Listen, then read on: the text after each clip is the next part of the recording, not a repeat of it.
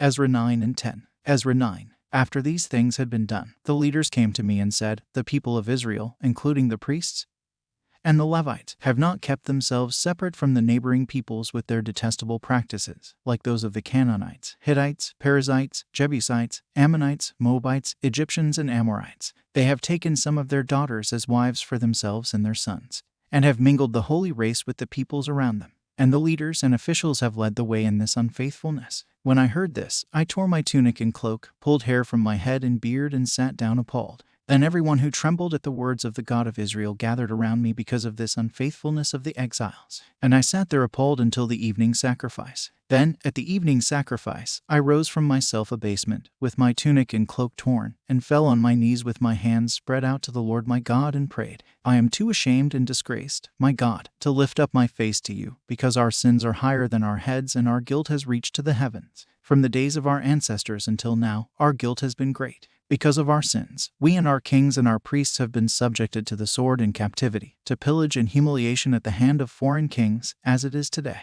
But now, for a brief moment, the Lord our God has been gracious in leaving us a remnant and giving us a firm place in his sanctuary, and so our God gives light to our eyes and a little relief in our bondage. Though we are slaves, our God has not forsaken us in our bondage. He has shown us kindness in the sight of the kings of Persia. He has granted us new life to rebuild the house of our God and repair its ruins, and he has given us a wall of protection in Judah and Jerusalem. But now, our God, what can we say after this? For we have forsaken the commands you gave through your servants the prophets when you said, 'The land you are entering to possess is a land polluted by the corruption of its peoples. By their detestable practices they have filled it with their impurity from one end to the other. Therefore, do not give your daughters in marriage to their sons or take their daughters for your sons. Do not seek a treaty of friendship with them at any time, that you may be strong and eat the good things of the land and leave it to your children as an everlasting inheritance. What has happened to us is a result of our evil deeds and our great guilt. And yet, our God, you have punished us less than our sins deserved and have given us a remnant like this. Shall we then break your commands again and intermarry with the peoples who commit such detestable practices? Would you not be angry enough with us to destroy us, leaving us no remnant or survivor? Lord, the God of Israel, you are righteous. We are left this day as a remnant. Here we are before you in our guilt, though because of it not one of us can stand in your presence. Ezra 10. While Ezra was praying and confessing, weeping and throwing himself down before the house of God, a large crowd of Israelites, men, women, and children, gathered around him. They too wept bitterly. Then Shechaniah son of Jehiel, one of the descendants of Elam, said to Ezra, "We have been unfaithful to our God by marrying foreign women from the peoples around us. But in spite of this, there is still hope for Israel. Now let us make a covenant before our God to send away all these women and their children, in accordance with the counsel of my Lord and of those who fear the commands of our God. Let it be done according to the law. Rise up, this matter is in your hands. We will support you, so take courage and do it." So Ezra rose up and put the leading priests and Levites and all Israel under oath to do what had been suggested. And they took the oath. Then Ezra withdrew from before the house of God and went to the room of Jehohanan son of Elishib.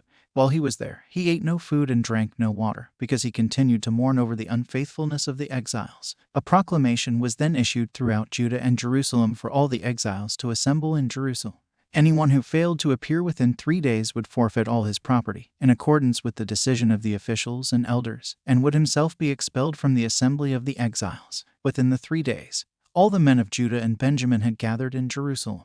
And on the 20th day of the 9th month, all the people were sitting in the square before the house of God, greatly distressed by the occasion and because of the rain. Then Ezra the priest stood up and said to them, "You have been unfaithful, you have married foreign women, adding to Israel's guilt. Now honor the Lord, the God of your ancestors, and do his will. Separate yourselves from the peoples around you and from your foreign wives." The whole assembly responded with a loud voice, "You are right. We must do as you say. But there are many people here and it is the rainy season, so we cannot stand outside. Besides, this matter cannot be taken care of in a day or two, because we have sinned greatly in this thing. Let our officials act for the whole assembly. Then let everyone in our towns who has married a foreign woman come at a set time, along with the elders and judges of each town, until the fierce anger of our God in this matter is turned away from us." Only Jonathan son of Asahel and Josiah son of Tikva, supported by Meshullam and Shabbatai the Levite, opposed this. So the exiles did as was proposed. Ezra the priest selected men who were family heads, one from each family division, and all of them designated by name. On the first day of the 10th month they sat down to investigate the cases, and by the first day of the first month they finished dealing with all the men who had married foreign women. Among the descendants of the priests, the following had married foreign women: From the descendants of Jeshua son of Jozadak, and his brothers, Maaseiah, Eliezer, Jarib, and Gedaliah, they all gave their hands in pledge to put away their wives. And for their guilt they each presented a ram from the flock as a guilt offering. From the descendants of Immer, Hanani and Zebediah.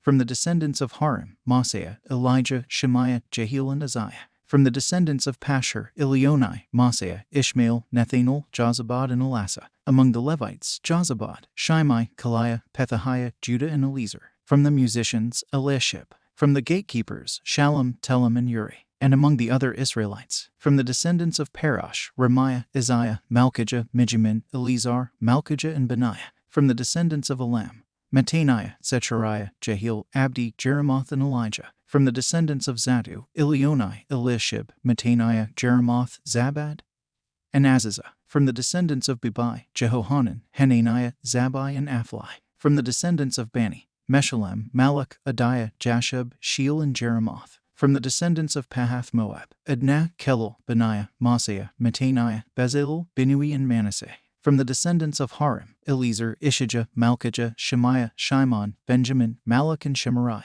From the descendants of Hashem, Mattenai, Mattatha, Zabad, Eliphalet, Jeremiah, Manasseh, and Shimei. From the descendants of Bani, Maddai, Amram, Yul, Benaiah, Bedaiah, Kaluhi, Vaniah, Merimoth, Eliashib, Mattaniah, Mattenai, and Josu. From the descendants of Binui, Shimei, Shelemiah, Nathan, Adiah, Machnadbai, Shashai, Sherai, Azarel, Shelemiah, Shemariah, and Shallum. From the descendants of Pahath Moab, Adnah, Kelal, Benaiah, Maaseiah, Mattaniah, Bezalel, Binui, Manasseh, and Shimei. From the descendants of Harim, Eliezer, Ishijah, Malchijah, Shemaiah, Shimon, Benjamin, Malach, and Shemariah.